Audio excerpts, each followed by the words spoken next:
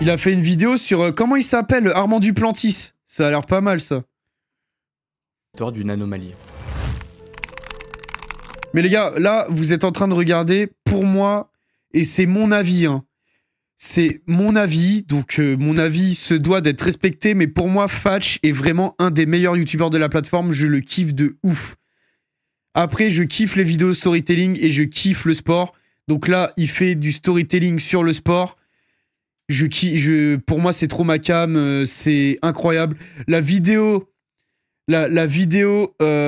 t'écris ça comment? Mais gros, j'ai épinglé là dans le chat. J'ai épinglé sur le chat sa vidéo là, donc tu viens. Mais gros, c'est incroyable. Et surtout, sa vidéo sur le marathon, mon pote, elle est exceptionnelle. Genre vraiment, elle est... pour moi, c'est un truc de fou. Et cette anomalie-là, moi, elle m'a intrigué. Attention, petit indice. Cette anomalie est un homme et il a seulement 24 ans. Vous l'avez? Sinon, je peux aussi vous dire qu'il est américano-suédois. Ah bah Armand Duplantis! Discipline dont il a encore battu le record du monde au JO de Paris. Et là, il devrait plus y avoir trop de suspense, alors j'y vais. Hein. Mondo! C'est lui. Armand dit Mondo Duplantis. Et depuis sa naissance, il s'est mis en quête de réaliser le saut à la perche parfait. Le saut qui irait flirter avec les limites de la physique et obligerait les experts à revoir leurs hypothèses. Et le plus fou, c'est qu'il est en passe d'y arriver. Depuis des décennies, des physiciens du monde entier se penchent avec passion. Dinguerie déjà pour moi le saut à la perche comme sport. Genre vraiment gros, sachant que moi j'ai le vertige à la mort, j'ai vraiment un vertige de fou.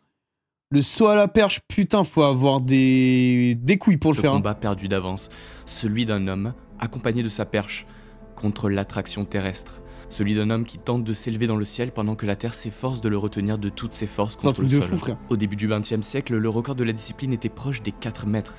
Et il y a 10 ans, personne ne nous pensait capable de dépasser les 6 mètres. Comment il s'appelle le français, même c'est une terreur là? C'était pas Renaud Lavillenie?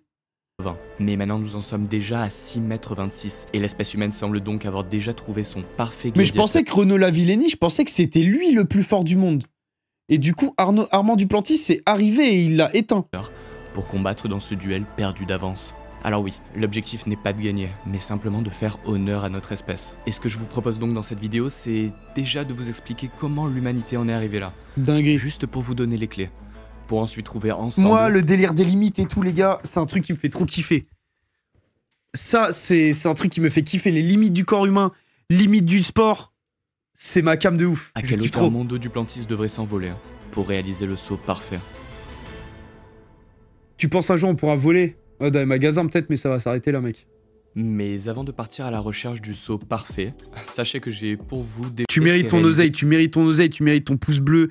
Je suis même pas abonné à toi, je suis abonné à mon autre chaîne. Le frère, je te kiffe. Il le sait de toute façon. Il envoie des messages. Bon, je sais que ça paraît assez limpide vu comme ça, mais je vous assure, le saut à la perche est beaucoup plus complexe que vous ne le pensez. Et le moindre petit détail est important.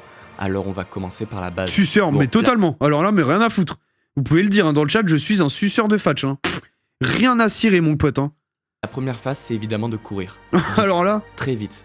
Vous comprendrez d'ailleurs petit à petit que c'est peut-être la phase la plus importante du saut si vous souhaitez battre le record du monde. Sachant qu'en plus, vous devez porter une perche de 5 mètres, qui pèse entre 2... Eh mais en plus, mais Armand Duplantis, il avait pas fait un 100 mètres avec Noah Lyles? Ou un délire comme ça? 5 km, mais qui en fait en paraît le double, voire le triple. Non, il avait fait un 100 mètres avec je sais plus qui, là, il y a pas longtemps. Il a fait un 100 mètres avec quelqu'un il y a pas si longtemps. Je sais plus, putain. De l'effet de levier, vu que vous devez la tenir par le bout. Non, mais pas speed, je parle pas de speed, je parle de Armand Duplantis. L'élan fait environ 50 mètres. C'est suffisant pour atteindre sa vitesse max. Et ça, c'est notre première étape. La deuxième phase demande ensuite un mélange de précision et de force. Viser un butoir de seulement 15 cm de large pour y planter la perche, encaisser le choc, puis pousser fortement avec sa jambe d'impulsion pour décoller. Et c'est ensuite à partir de la troisième phase que l'agilité rentre en compte. Car il faut se mettre à l'envers, à la verticale, le plus rapidement possible, pour se retrouver parallèle à la... Non, ce sport, c'est un sport de niquer de la tête, mec. Vraiment, c'est impressionnant. Moi, je trouve ça impressionnant. La perche. Ensuite, la quatrième phase est presque la plus facile. Mec, le gainage de malade et tout. Putain, mais regarde-le, mec. Putain, mais comment c'est parfaitement... Enfin, c'est un truc de ouf. Tenter que les premières ont bien été réalisées. C'est éviter la barre avec les pieds, l'enrouler en passant son centre de gravité au-dessus, rentrer les bras et profiter. Un mélange de vitesse, de force, d'agilité et de technique qui font du sport l'un des plus complets et l'un des plus complexes au monde à appréhender. C'est un truc et de ouf. surtout, c'est un sport un peu magique. Et c'est pour ça qu'il passionne les physiciens du monde entier. Pour une raison très simple, c'est car il est intimement lié au concept d'énergie. Un concept fondamental en science, qui nous permet de mieux comprendre le monde qui nous entoure. Car l'énergie, c'est un peu la force magique de notre univers. Sans énergie, il n'y aurait pas de vie. C'est elle qui nous permet de penser, de bouger, de courir. En fait, elle est partout autour de nous, même si on ne la voit pas. Et en soi, la perche, l'énergie, c'est le nerf de la guerre. Pour une raison simple, c'est que pour s'élever et vaincre la pesanteur, vous avez besoin d'énergie. Donc ce n'est qu'en zoomant sur ce concept qu'on pourra ensemble... Eh non, voyez, ce soir je vais aller courir les mecs. Je vous jure, rien que de m'envoyer une vidéo comme ça, les gars, ça me donne envie de courir là. Ça me donne envie de tout arracher. Ok, bon, je vais essayer de déchiffrer tout ça pour vous. Déjà, si vous vous en rappelez pas, je vous redonne la propriété magique de l'énergie. C'est qu'elle peut être convertie d'une forme à l'autre sans pouvoir être ni créée, ni perdue à partir de rien. Ça me donne envie de picoler, le mec, l'énergie est partout autour de nous, et il en va de notre talent de savoir l'utiliser efficacement. Par exemple, quand vous pédalez sur un vélo, vous transformez l'énergie chimique des aliments que vous avez mangés en énergie cinétique, nécessaire pour avancer. Bon, je grossis le trait pour bien que vous compreniez, mais en fait, gardez... Le vélo, ça a jamais été mon sport que je kiffe d'ailleurs. Marathon Tokyo, c'est en mars, mon frère. En tête que l'énergie est partout dans tout ce qu'on fait. Et du coup, quand un perchiste s'élance pour tenter de battre le record du monde, puis bloque sa perche contre le butoir, il transforme l'énergie cinétique accumulée lors de sa course d'élan en énergie potentielle élastique. En gros, en se pliant, la perche stocke l'énergie du sauteur. Et vous le sentez peut-être maintenant venir, lorsque la perche se déplie, elle libère ensuite toute l'énergie stockée. Un peu comme un élastique. Eh mais et cette énergie redevient donc petit à petit cinétique, jusqu'à propulser le perchiste vers le haut, dans les airs. Il s'est amélioré Puis dans les enfin, animes Fatch, dans les airs, et à mesure que l'athlète atteint sa hauteur maximum, l'énergie cinétique se transforme en énergie potentielle gravitationnelle. J'ai commencé avec vos vidéos à la con autour du marathon, je suis passé de 6,47 le kilomètre à 5,10 pour le moment, merci pour la motive. C'est la Mais fête. frère, c'est la fête, merci pour le sub, lanceuse de kebab. Mais frère, je te jure, moi, ça me fait trop kiffer de courir. Mais pour de vrai, il y en a plein qui disent, et je comprends totalement, ouais, courir c'est trop chiant. Mais je sais pas, moi, c'est un truc qui me fait kiffer. Après, c'est parce que c'est à Paris, donc peut-être que, en fait, ça change. Parce qu'en fait, à Paris, tu sais, tu cours sur les quais, etc. Je sais pas, tu vois du monde, tu vois du paysage, tu vois, je sais pas, des monuments et tout. Tu vois la Tour Eiffel, ça te fait kiffer. C'est sûr que je pense que courir en campagne, ça doit être plus chiant, par contre. Après, je l'ai testé sur Île de Ré, mais bon. Tu fais combien au kilomètre, Yas? En ce moment, je suis à 4... là, je suis à 4,57 au kilomètre. Mais marathon de Tokyo, je vais être un prime effrayant, les mecs. Je vous le dis que je vais être effrayant. En gros, plus D'ailleurs, pour les Stravix, hein, pour ceux qui sont sur Strava, les gars, je suis sur Strava, il y a ça encore, hein, les gars. on est haut, et plus la force de gravité nous tire vers le bas. Bon, maintenant qu'on a vu ça, vous comprenez donc que pour réaliser le saut parfait, il faut un transfert d'énergie parfait. En fait, rien ne se perd et tout doit se transformer efficacement. Il nous faut donc trouver une perche capable de stocker, de conserver et enfin de relâcher la totalité de l'énergie offerte à la base par la course d'élan. Et pour cela donc, l'homme s'est lancé à la quête de la perche parfaite. Et pour vous expliquer un petit peu son histoire, assez rapidement, on va revenir juste un petit peu en arrière. Regardez ce graphe, c'est la progression du record du Wesh, monde. là, entre 60 et 70, il y a un monstre qui est arrivé ou quoi? Des phases de forte accélération, puis tout d'un coup, une stagnation, puis encore une accélération, et ainsi de suite. Et si on repart tout au début, en 1810, la perche n'avait bien évidemment rien de semblable à celle que nous avons aujourd'hui. Elle était faite de bois dur, elle était lourde, rigide, et pour l'athlète, du coup, le saut à la perche, c'était essentiellement une épreuve de force brute, où il fallait grimper sur la perche pour Oh, la perche, elle est...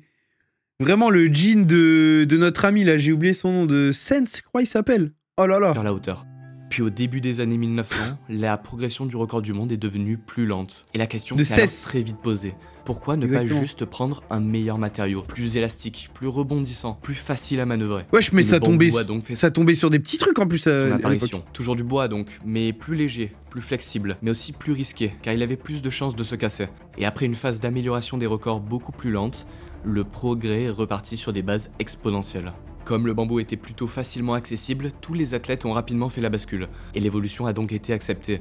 Mais le record ne reposait déjà plus vraiment sur la seule force ou la seule technique du perchiste. Non, c'est dingue. Il fallait Wesh, aussi ça retombait sur les jambes. Oh, une meilleure technologie, aussi primitive qu'elle sur puisse les nous jambes, gros, dinguerie, c'est des niqués. disparaître aujourd'hui. En gros, pour gagner, il fallait une perche en bambou. Impressionnant. Mais bref, si on revient à notre graphique, on remarque juste une grosse Ils accélération. allaient pas à 6 mètres, mais ils allaient quand même à 4 mètres. Hein. Juste 4 après mètres, ça l'apparition commence des à perches en être, bambou, jusqu'au saut à 4 sur les jambes, bon. de Cornelius Warmerdam en T'as 1940. déjà testé le saut à la perche? Moi, j'ai jamais testé. Parce que moi, j'ai le vertige, frère, et je ferai jamais un sport comme ça.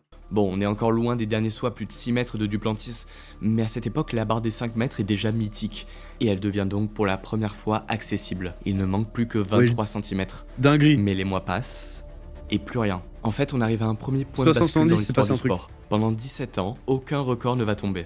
En fait, avec la Seconde Guerre mondiale, la priorité n'est plus au sport, et les JO de 1940 et 44 sont Ouais, c'est vrai qu'on a oublié qu'il s'était passé quelques petites choses.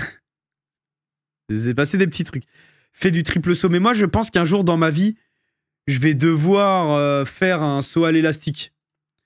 Genre, vous savez, comme ce qu'a fait Nico, là, sa vidéo.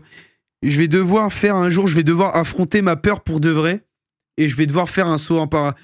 Moi, je trouve que le saut en parachute, ça...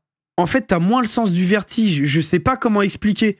Parce que le sol est tellement loin, en fait, tu vois... En fait, t'es dans les nuages, tu vois même pas le sol. Donc bon, je sais pas, je trouve que le vertige est moins ressenti. Alors que rien... Moi, les gars, rien que de penser, là, je vous jure, rien que de penser à un saut en élastique en haut d'un viaduc, mais les gars, je vous jure que ça me fait quelque chose au cœur, tu vois. Genre vraiment, ça me met pas bien.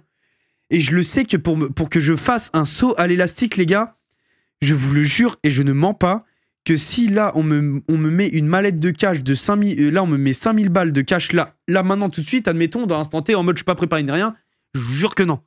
Parce que c'est vraiment un truc, genre c'est ma phobie. Non, c'est ma phobie, tu vois. Genre, je sais pas, il y a des gens, ils ont la phobie des araignées, ils ont la phobie, je sais pas, d'autres trucs. Moi, c'est vraiment ma phobie, les mecs. Genre, vraiment, ça me met trop mal. Ça me met mal. Rien que d'en parler, les gars.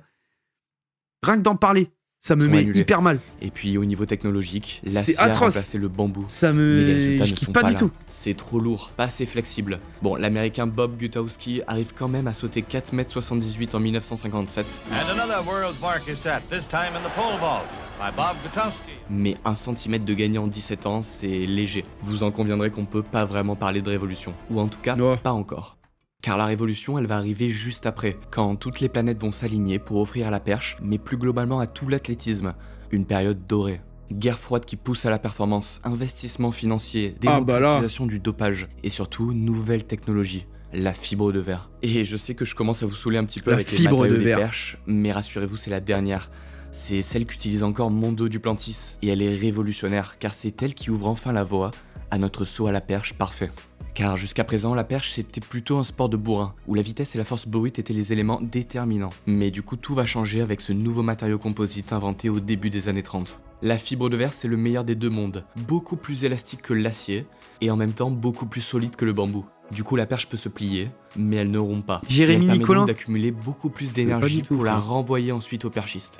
L'innovation est de rupture, et elle est tout de suite présentée comme la solution technique à la stagnation du record. Elle est d'ailleurs très rapidement autorisée, et alors que notre courbe du record Ok. du monde Ah bah là, patinait, tu vois. elle reprend enfin un peu de hauteur. Ah, tu vois, ça a On pété avait là. attendu 17 ans pour 1 cm, puis tout d'un coup, on gagne 40 cm en 3 ans. C'est une Sauf que dinguerie. là, vous imaginez bien, ça fait grincer des dents. La nature de la discipline change radicalement, et l'équipement a beaucoup plus d'impact que le Ah talent bah brut ouais, des là, la perche, ça y est, elle commence à se tordre et tout.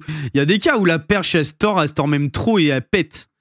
Et là, ça donne des vidéos très très connes pour les perchistes. Les précédents recordman du monde sont invisibilisés et leurs performances sont ridiculisées. Et en concours, ceux qui arrivent à se procurer des perches en fibre de verre sont clairement avantagés. Bon, folie, ça fait mec. scandale quoi. Et la question qui se pose, c'est est-ce qu'aller toujours plus haut grâce à la technologie, c'est forcément toujours mieux? Mais c'est un truc de fou. Comment tu dis, mec, je vais. Le créateur de ce sport, mec, quand même, il en avait dans la tête, hein. Mais bref, au final, la un fou. technologie est acceptée. Ça y est, définitivement, la boîte de Pandore est ouverte. Si dans le futur, les records auraient du juste monde dû créer de patinent et que catégories. l'homme semble Non, ils auraient pas dû créer de catégorie parce que je pense que la catégorie avec le bois rigide, les gens n'auraient eu rien à foutre. Les gens, ils veulent voir de la performance. C'est comme par exemple, tu mets, je compare pas ça au dopage, mais tu mets les Jeux Olympiques avec dopage et sans dopage. Les gens vont regarder les Jeux Olympiques avec dopage. Ils en auront plus rien à faire des JO sans dopage, tu vois ce que je veux dire? arriver au bout de ses capacités, Alors tout le monde le sait, la technologie peut venir à son secours. Nous sommes dans les années 80 et les records tombent les uns après les autres. L'ascension est folle et la limite semble encore loin maintenant. La barre des 6 mètres semblait inatteignable 20 ans plus tôt. L'exemple calamiteux, bon, c'est vrai que c'est pas... Mais quand Sergei Boubka, jeune athlète soviétique de 20 ans, devient le premier homme à passer 5,85 m. Boubka, j'ai pensé à Sergei Ipoupkin. Qui le connaît, ce mec? Ceux qui connaissent Sergei Ipoupkin, les gars, allez vous laver. Hein. Et là, ça m'effrayerait si certains le connaissent dans le chat. Bien, c'est que ça. 5,90 m. Putain, la personne qui le connaît, je suis trop déçu. Je pensais qu'il y avait au moins quelqu'un qui avait la ref. Il y a de fortes chances pour qu'il soit l'élu. C'est qui? C'est un arbitre dans FIFA. Le genre dans FIFA 13. Oh,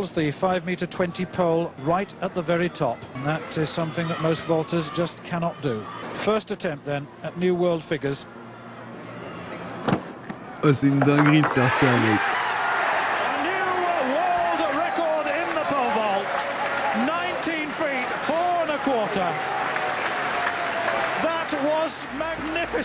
Pour vous le présenter très rapidement, déjà il est doté d'un physique hors norme, une vitesse exceptionnelle mesurée à plus de 10 mètres par seconde, et une force surnaturelle qui lui permet de sauter aussi loin que les sauteurs, et de lancer aussi loin que les lanceurs. Puis, une fois en l'air, son passé de gymnaste lui permet de gérer les mouvements de son corps à la perfection. C'est un mec de l'US. L'autre candidat au 6 mètres, c'est le français Thierry Vigneron. Oh, ce bon vieux Thierry Vigneron! Mais il est connu, ça me dit un truc, Thierry Vigneron. Oh, la coupe de cheveux, putain, magnifique. Ça, c'est beau, ça. Qui Boubka avait pris le record. En 1984, il devient médaille de bronze au JO de LA. Puis à Rome, quelques semaines après sa médaille, il réalisera un exploit. 5,91 m au dernier essai. Here he is, Vigneron, for a new world record. And he has it, Vigneron. Magnifique, ça, Thierry, putain. Que c'est beau, ça. Avec un torse qui effleure la barre, mais sans jamais qu'elle ne tombe. Alors que le mec aux Jeux Olympiques de cette année, la barre est tombée par cause trop grosse bite. Ça, c'est vraiment légendaire. En vrai, tu perds à cause de ça, t'es... Mec, en vrai, t'as tout gagné, en fait. Hein. Sauf que 3 minutes plus tard, c'était au tour de Boubka de s'élancer.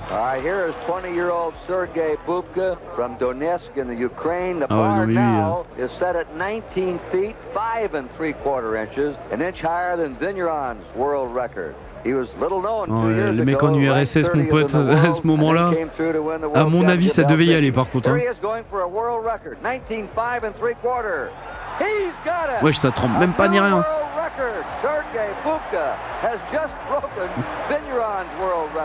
Au final, Vigneron ne parviendra jamais à aller plus haut, terrassé par le soviétique. Puis, seul au monde, Boubka commencera alors à battre ses records, centimètre après centimètre, à chaque compétition ou presque. Et seulement un an plus tard, le 13 juillet 1985, la barre explose enfin. Après 35 records du monde, il atteindra au final 6,14 m. Ouais, wesh, la tête, on aurait dit Thomas Müller comme ça. En 1994, c'était l'athlète parfait, celui qui aura parfaitement tiré parti des nouvelles perches au retour d'énergie toujours plus optimisé. Mais il n'aura pas réalisé. Putain, mais en plus, c'est large, hein, j'ai l'impression. Hein. Tirer parti des nouvelles perches au retour d'énergie toujours plus optimisé. Franchement, sans déconner, il y a de l'espace encore. Hein. Mais il n'aura pas réalisé le saut parfait. Du moins pas en compétition, car d'après son mentor Vitaly... Pourquoi ils mettent une barre? Ils peuvent juste mettre un repère, on voit la hauteur la plus haute atteignable capteur ou je sais pas. Non, mais parce qu'en plus maintenant il y a le délire où quand tu bats un record du monde, t'as un cachet genre de 100 000 €, je crois.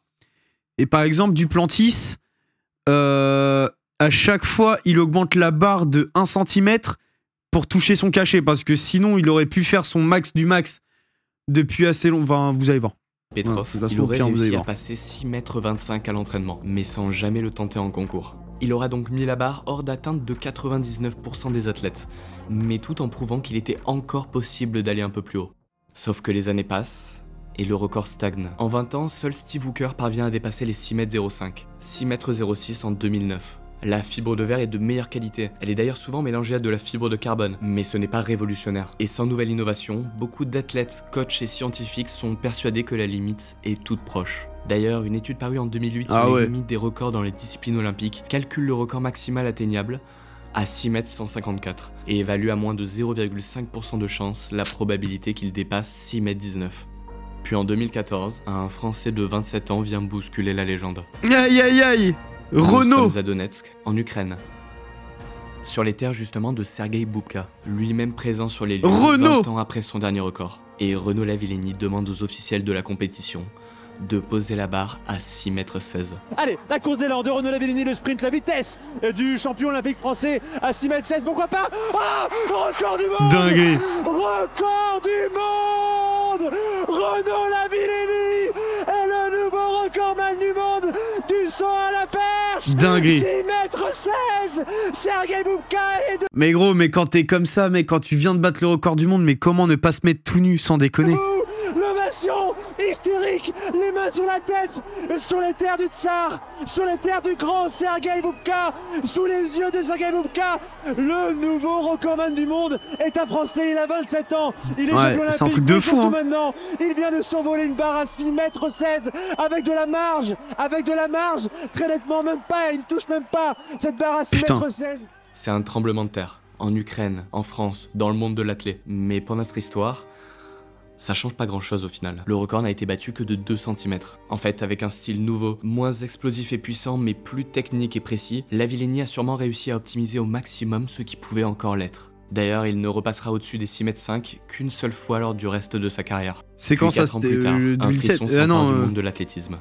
Plutôt alors. Nous sommes maintenant au stade olympique de Berlin. Aïe aïe aïe, le stade de Berlin, putain, l'Olympia Stadion comme on l'appelle. Magnifique, avec le concert de Shakira juste là. Et tout. Il me semble, hein, en 2006. Et participe pour la première fois au championnat d'Europe. C'est simple, c'est le concours le plus relevé de l'histoire. Duplantis, Lavillenie et le russe de 21 ans Timur Morgunov sont encore en course pour l'or, après avoir tous les trois passé une barre à 5,95 mètres. Oh my goodness, 5,95. There has never been a better pole vault competition in terms of sheer numbers at the top in the world. Dinguerie ce mec. Pour Duplantis, l'objectif est déjà rempli. Il montera pour la première fois de sa carrière sur le podium d'une compétition internationale majeure, avec un record personnel en prime battu de 5 cm. Mais ce soir-là, il voulait déjà plus. And there is Mondo Duplantis at 6:05 has already bettered the world under 20 Le mec il va record. tellement vite. And oh my God, Mais he c'est goes impressionnant la 6 vitesse qu'il a. meters and 5 centimeters. He's just 18 years of age. He can't believe it himself. I can't believe Who it. can? 3 world junior records. Et finira par l'emporter en passant 6,05 mètres, un record personnel battu de 15 cm. C'est quoi ce sport, le saut à la perche? Lavillenie terminera 3ème, et Morgunov finira lui second en passant les 6 mètres. Un coup d'éclat en Mondovision, qui restera à jamais la meilleure performance de sa courte carrière. Mais pour Duplantis, c'était simplement le commencement. La naissance Ouais, c'est pas la vitesse, il y a aussi la technique, comment t'adaptes tes jambes et tout quoi. 2 ans plus tard, le 8 février 2020, à Toruń, en Pologne, le monde entier assiste à un premier tremblement de terre.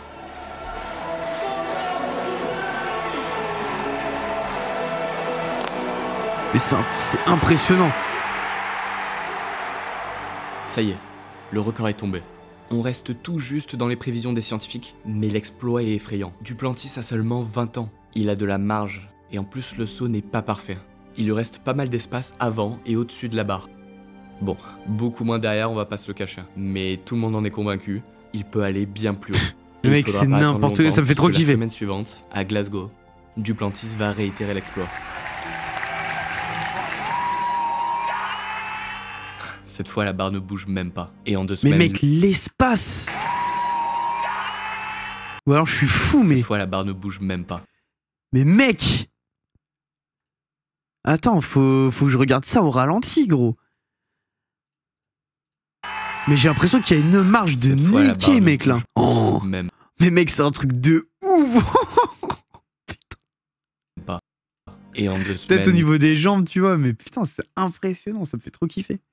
Le monde de l'athlétisme aura droit à un aperçu de tous les futurs concours auxquels Mondo participera. Une première partie pour simplement s'assurer de la victoire. Oui, la vitesse avec la barre, c'est un truc de ouf. Puis une lutte contre son propre record du monde. Comme Boubka, Duplantis décidera d'avancer centimètre par centimètre. Bien sûr, pour les primes offertes par ses sponsors et les organisateurs de meetings à chaque record, entre 30 000 et 100 000 euros. Mais surtout, comme Boubka, pour contrôler sa carrière et sa propre progression. Pour toujours avoir un objectif atteignable à court terme, histoire de maintenir la flamme, pour toujours donner le sentiment de pouvoir aller plus haut, et aussi pour ne pas être invisibilisé dans un concours qu'il surdomine de toute façon. Car depuis que Mondo est arrivé, le concours du saut à la perche n'offrirait plus aucun suspense sans la quête d'un énième record. Puis c'est à Belgrade, en 2022, que Duplantis parvient à battre les 6,20 mètres. Dinguerie, 6,20 mètres.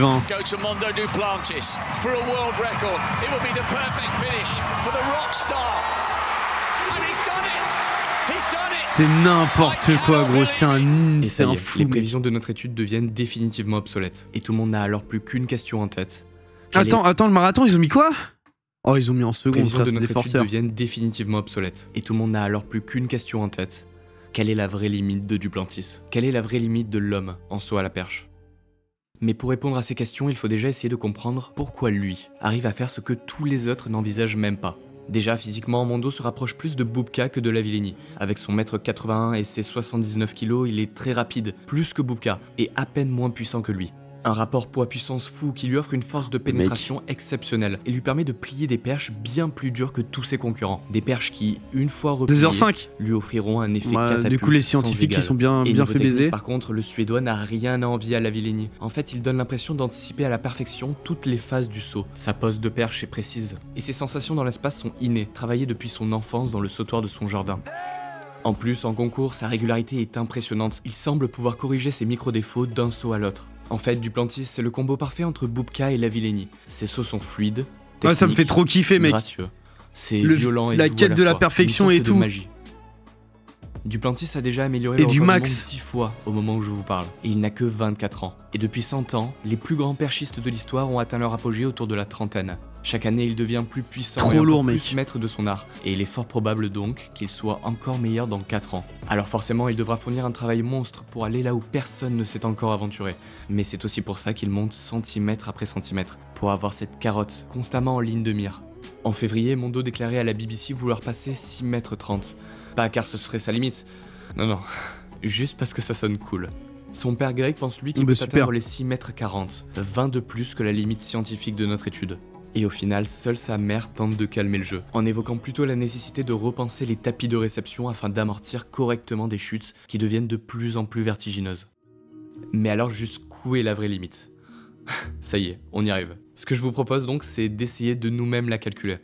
Déjà, pour les petits malins au fond de la classe, je vais préciser qu'on parle là d'un saut se déroulant sur la planète Terre, là où la gravité se mesure à 9,81 mètres par seconde carrée. Vous verrez, c'est important. Et pour le reste, vous allez voir, c'est très simple. Je vous ai de toute façon déjà expliqué l'essentiel. Il a déjà tapé 10 secondes 30 au 100 mètres, il est giga rapide, c'est un truc de ouf. Quand je vous ai décrit comment était transférée l'énergie en saut à la perche. Et vous l'avez maintenant compris, les nouvelles perches en matériaux composites permettent d'absorber, de conserver et de restituer quasiment l'intégralité de l'énergie de l'athlète.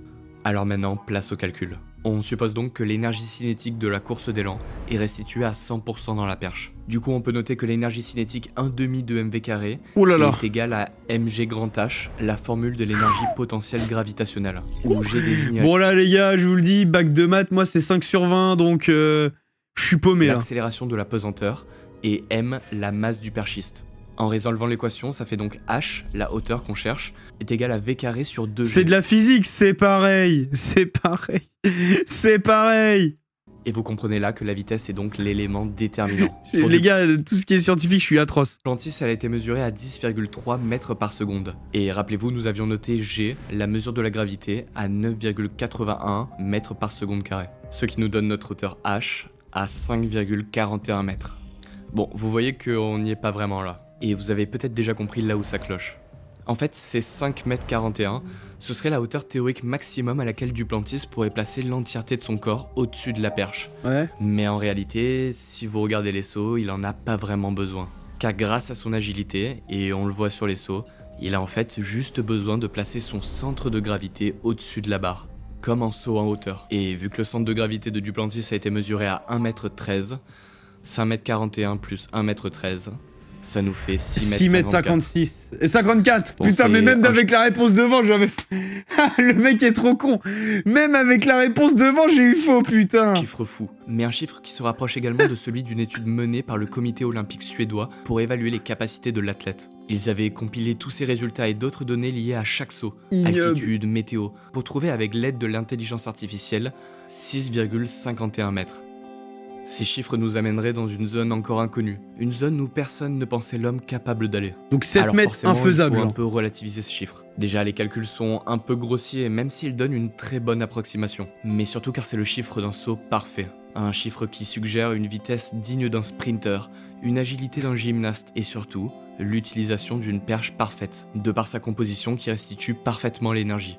En tout cas, ce chiffre, cette hauteur, ça représenterait le saut hypothétiquement parfait de Mondo. C'est donc un saut réalisable. Et d'ailleurs, Duplantis n'en est déjà pas passé si loin. Regardez, c'était à Clermont-Ferrand, le 25 février 2023. Du coup, ce sport va mourir. Bah frère, déjà, je pense que le record, faut l'atteindre, quoi. Une barre à 6 mais après, ça, c'est encore des projections, tu vois. 22, son 6e record du monde. Clermont est en ébullition, Armand Duplantis qui s'élève, et ça passe. Et au ralenti, on voit que le saut se rapproche tellement de la perfection que Johan Kassiram, docteur en sciences des sports à l'université de Franche-Comté et chercheur spécialisé en saut à la perche, décida de l'analyser. Il en conclut un bassin à 6,50 m et des pieds à 6,40 m, sans toucher. Il y a 100 ans, la barre des 5 mètres semblait inatteignable. Il y a 50 ans, celle des 6 mètres paraissait intouchable. Et il y a 15 ans, l'homme a décidé de fixer sa limite proche des 6,15 mètres. Sauf qu'aujourd'hui, nous savons déjà qu'elle se situe au minimum à 6,40 mètres et que Duplantis pourrait théoriquement se rapprocher des 6,50 mètres. Alors oui, c'est vrai, en saut à la perche, nous nous rapprochons de notre limite. C'est indéniable. Mais l'homme semble sans arrêt s'obstiner à la repousser. Alors est-ce que cette quête de record est essentielle au sport ?